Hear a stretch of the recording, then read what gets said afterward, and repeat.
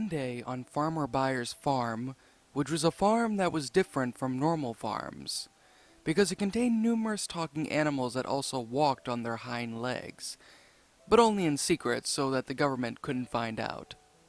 The animals were having a nice party. "Hey Otis, where do you want me to put the dip?" asked Abby the cow. Abby was a blonde girl cow, and she was pretty hot, but also rather crude and tomboyish.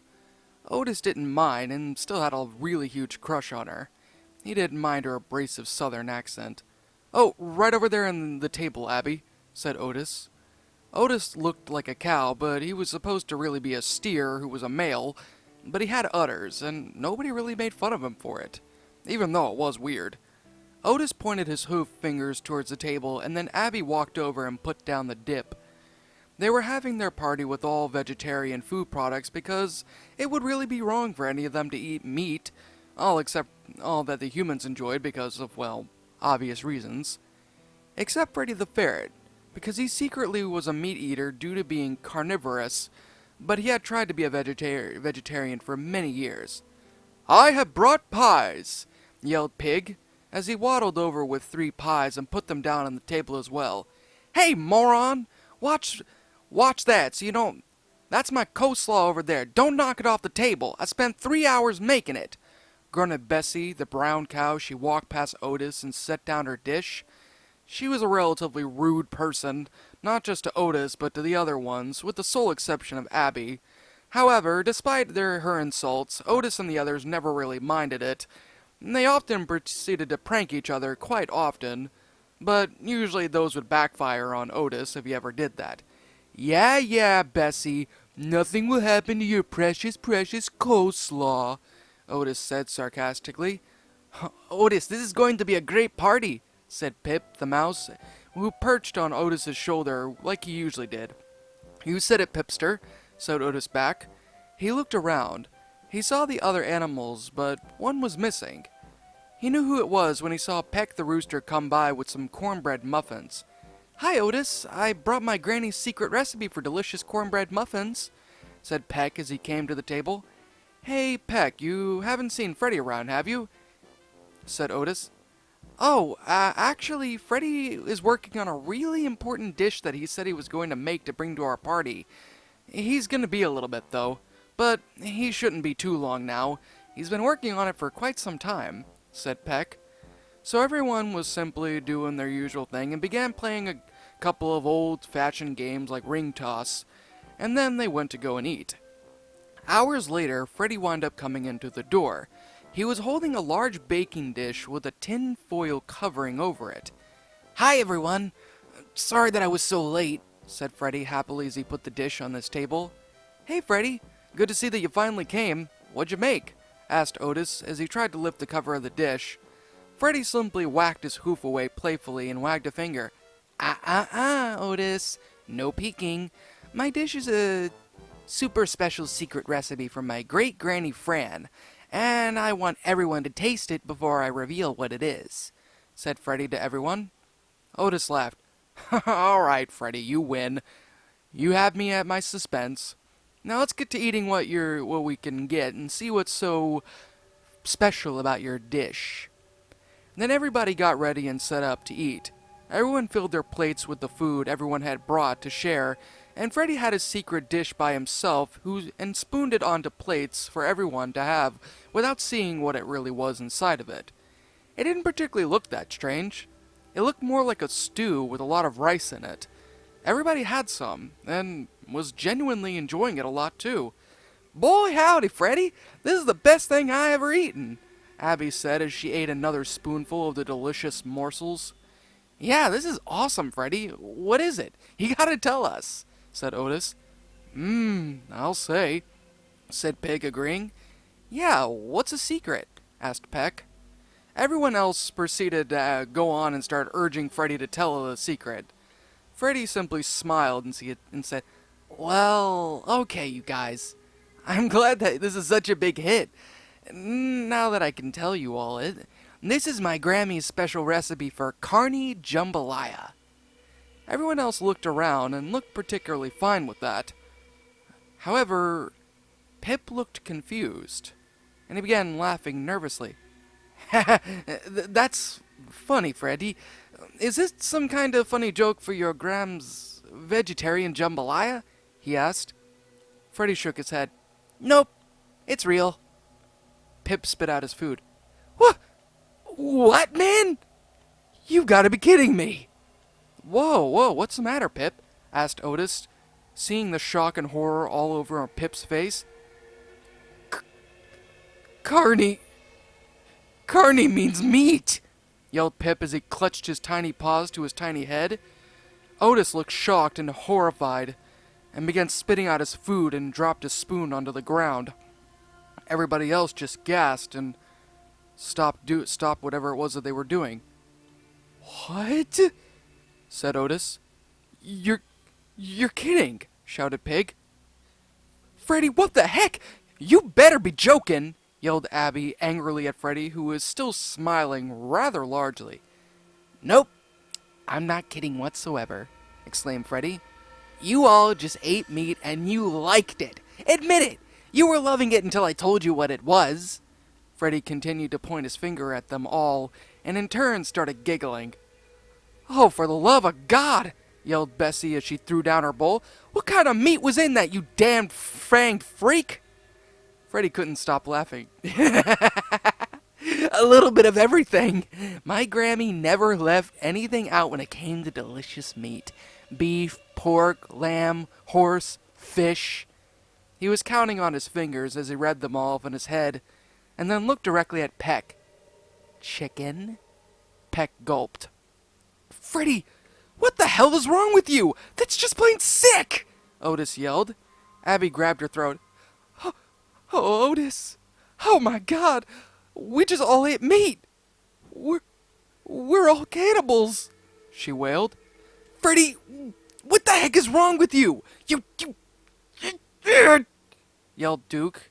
He didn't stop eating the jambalaya, though. Duke, stop eating it! Yelled Otis. Duke looked embarrassed. Oh, yeah, sorry. Still, you gotta admit, this is pretty good, though, he said as he licked the residue off of the spoon. Duke, that's not helping our situation right now, yelled Otis again. Otis? Said Peg, looking upset. Duke's kinda right. It was really good. Pig! Yelled Abby, Bessie, and Otis. Suddenly, everyone looked around at each other, and also looked rather embarrassed. See? Admit it. You like the taste of meat. It's perfectly natural, said Freddy as he jumped onto the table.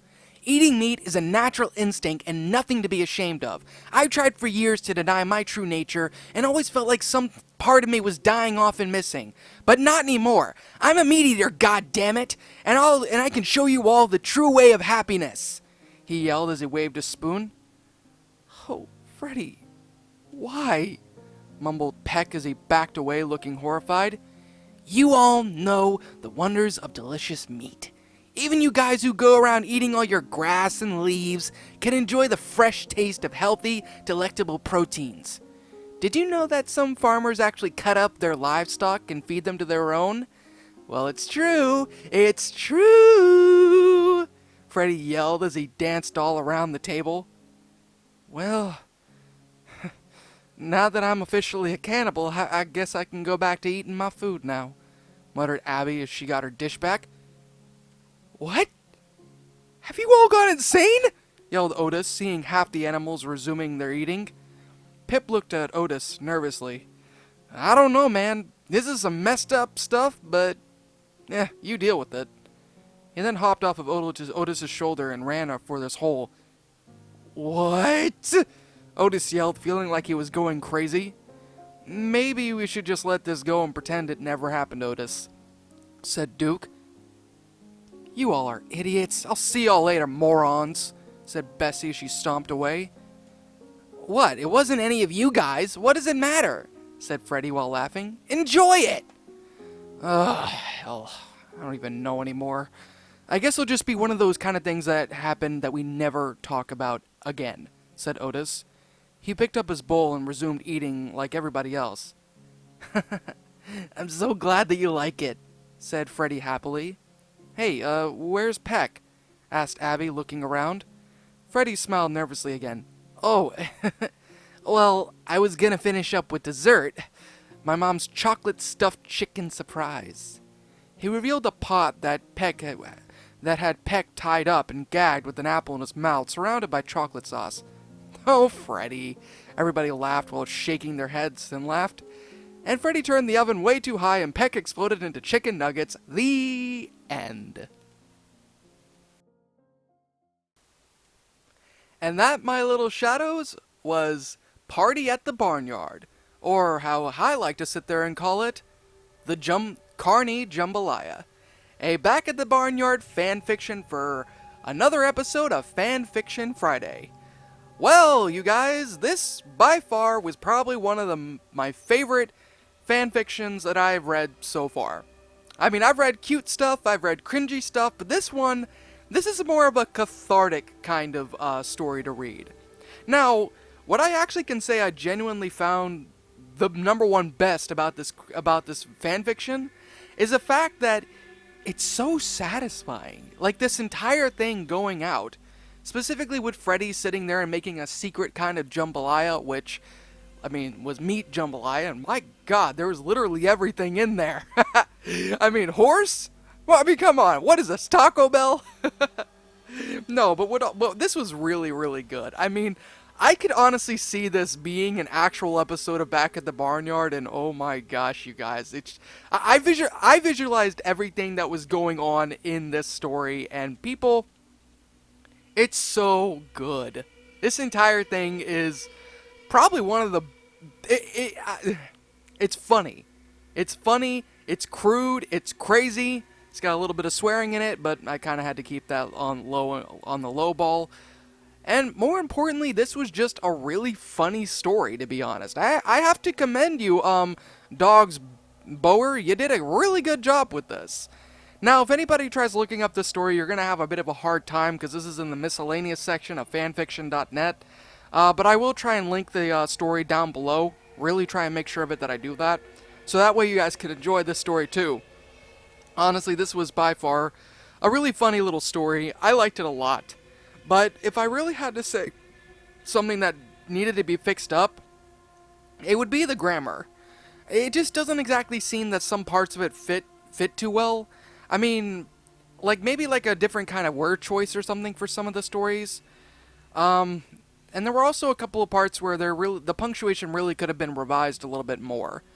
But overall, the whole thing just kind of going out the way that it did, it's still really good. The storyline was great, the concept was interesting, the flow was actually really good, the reactions of the characters was spot on and hilarious, and Freddy's little speech and everything, I gotta admit, was pretty good too. I mean, I loved everything about this, and honestly, the fact of the matter that it's a fan fiction about one of our favorite little fluff balls, Freddy, just honestly makes this story all the more better. I genuinely loved this story in so many different ways, and I honestly hope you guys enjoyed it too. But of course, like what I always say with these kind of things, this is simply my own personal opinion, and if you disagree with it, that's perfectly fine too. We're all entitled to our own opinions in regards to these fanfictions, and this is simply my own personal thoughts. My final rating of the story would have to be a 9 out of 10. It's a great story, really funny, and pretty cathartic. However, the grammar and the sentencing could definitely be a little bit better. Maybe with a little bit more punctuation and things like that being included into the story. That would probably be a little bit of a better way of actually, providing something, a little bit easier to read, so to speak, without having to alliterate a lot. But still, great story, great everything, loved it a lot, and pretty funny too. But what did you guys think about this fanfiction? Did you guys enjoy it? Did you guys not? Also, what would you have personally done to help make this story a lot better? Let me know your thoughts down in the comments section below. I'm the Shadow Eater. Thanks again for watching today's episode. Thanks again for watching today's episode of Fanfiction Friday. And if you guys enjoyed what you saw and you want me to do more of these, make sure to hit that like button, subscribe, and comment down below, because I make brand new videos every single day, and I make brand new Fanfiction Fridays every single Friday. And of course, like always, roll the outro, because I'm out. In fear and surprise as your eyes widen, Your mouth goes dry with each battered breath. You try to scream, your mind begs to thee, glued to your computer screen. The killers they slash, the tapes burn and crash. The cartridge you bought will be your final haunt. The rituals of hate will seal your fate. The tears you shed will be from the fear-gripping horde-driven nightmarish gore-filled, terrorizing, hateful, burning, violent, rage-inducing, knife-slashing, blood-splattering, silent screams. Only time will tell if you will escape this online hell. Your horror-filled obsessions will come with its own regressions. Your pathetic screams will not be heeded in any way, because your nightmares will come at any day.